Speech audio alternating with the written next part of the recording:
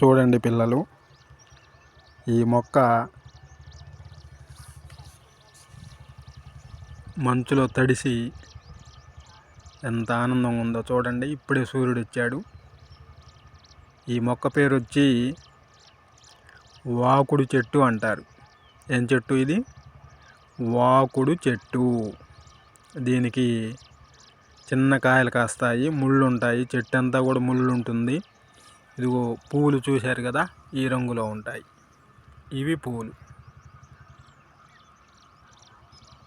అయితే దీన్ని కొన్ని మనకి జలుబు అట్లాంటివి చేస్తాయి కదా, అవి చేసినప్పుడు ఎలా ఉపయోగించుకోవాలో మన పెద్దవాళ్ళకి బాగా తెలుసు.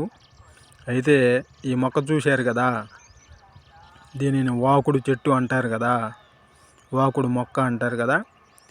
మీ పెద్దవాళ్ళు ఉంటారు కదా, నాయనమ్మ కానీ అమ్మమ్మ కానీ, మీ ఊరి పోయిన తర్వాత వాళ్ళని అడిగి వాకుడు మొక్క ఎందుకు ఉపయోగిస్తారో వాళ్ళని అడిగి తెలుసుకొని